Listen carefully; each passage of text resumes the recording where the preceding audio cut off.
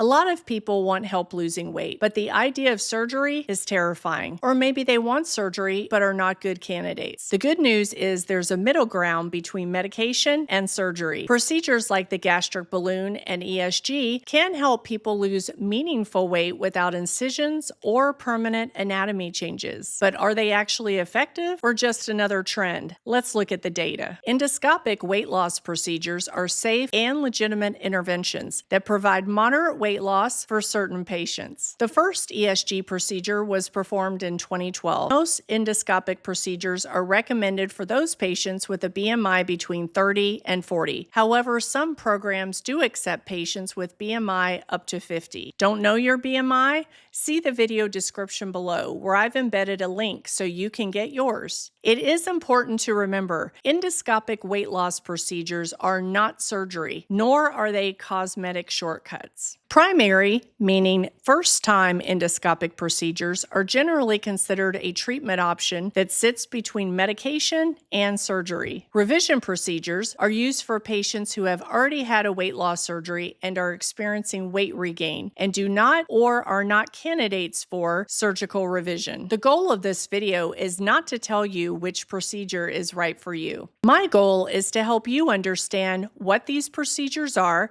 how they work, and how they differ, so you can have a more informed conversation with your own medical team. And be sure to hang around until the end, when I'll give you the top 3 questions to ask and why you should ask them when first meeting with an endoscopic physician. So stick around. How to think about endoscopic procedures. Endoscopic weight loss procedures are often described as less invasive, but that doesn't automatically mean they're easier or require less effort for success. Endoscopic procedures work through 1 to 2 mechanisms: restriction, limiting how much food the stomach can hold, and hormonal or metabolic effects, meaning changing hunger and appetite signaling. Not all procedures use both mechanisms, and that's one of the key differences between them. Let's talk about what endoscopic actually means and how it is performed. Endoscopic means after you've been given anesthesia and you're asleep, the procedure is conducted through the mouth and goes into the stomach using a flexible camera called an endoscope. These procedures are typically performed by a gastroenterologist who performs other endoscopic procedures. Sometimes they are performed by surgeons who are experienced in endoscopy. Because the endoscopic approach is used, there are no incisions. The procedures are typically outpatient, and patients can go home the same day. Recovery is generally much faster than surgery. Most patients can return back to work within 3 days. There is usually less bleeding and a lower infection risk compared to surgical procedures. In this series, we'll be covering 4 of the most common endoscopic weight loss procedures. 2 are primary procedures and 2 are revisions. Let's start with the primary procedures. Intragastric balloon, often referred to as the IGB or gastric balloon, is a silicone device placed in the patient's stomach and filled with sterile saline. It works by promoting earlier fullness when eating, which can reduce caloric intake. Typical weight loss with this procedure ranges from 10 to 15% total body weight loss and is typically removed after 6 to 12 months, depending on the type of balloon placed. The effects of the balloon stop once it is removed. ESG or endoscopic sleeve gastroplasty involves placing a special series of sutures in the stomach to reduce its size by approximately 70 to 80%. It works by restricting the amount of food the patient can eat, as well as exerting some effects on the hormonal and metabolic pathways. Typical weight loss with this procedure ranges between 18 to 20% total body weight loss over the course of the first year. The sutures are permanent, but the procedure can be revised or reversed if needed. And hey, if you're worried that you're going to forget all this, don't.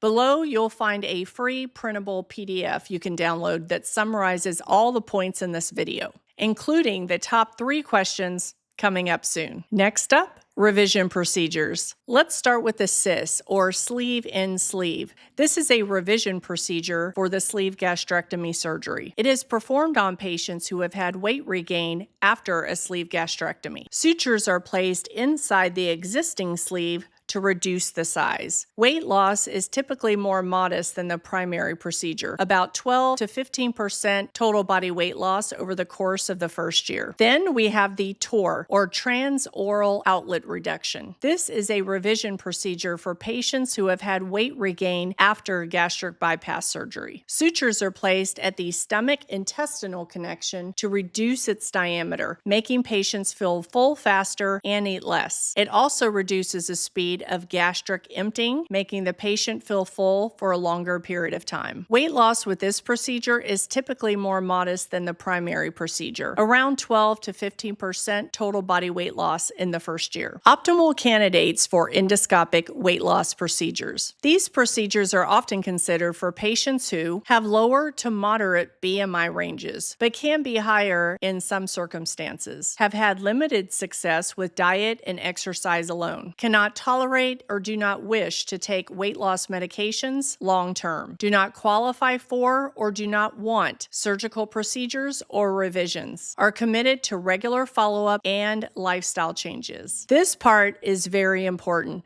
These procedures are legitimate tools that are proven effective for weight loss, but they do have limitations. They average less overall weight loss than a surgical procedure. In other words, this is not a substitute for surgery. Success requires lifestyle and dietary modifications, similar to surgery, meaning this is not an easy way out. Anatomy is altered with ESG, but not as radically as with surgical procedures. Rarely, the sutures from these procedures can loosen or break, which may require an additional procedure. And here is the reality check.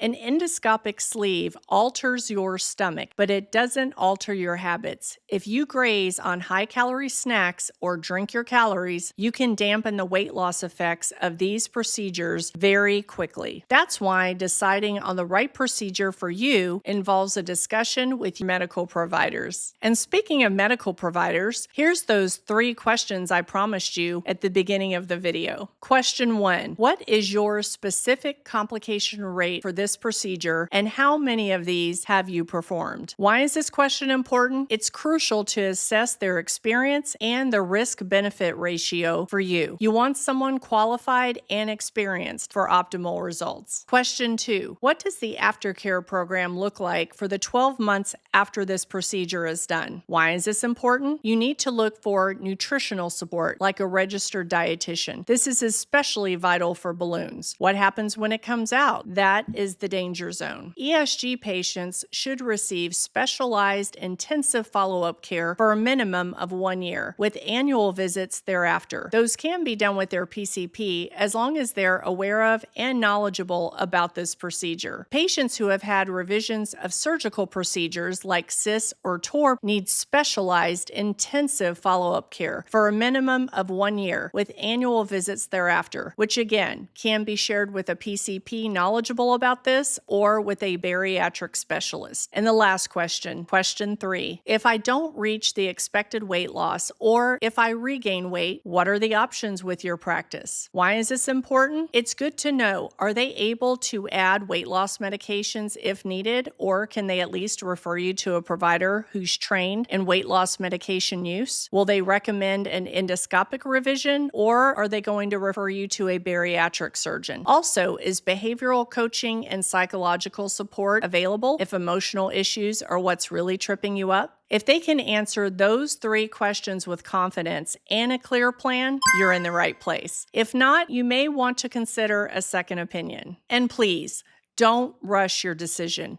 Understanding your options well is one of the best ways to reduce regret later. I'm Grace, and this is Weigh In Wellness, where I provide safe, thoughtful, and fact-based information on surgical, endoscopic, and medical weight loss. Remember, this information is educational. I'm a physician assistant, but I'm not your PA. Decisions about treatment should always be made with your healthcare team. Thanks for watching, and I'll see you in the next video.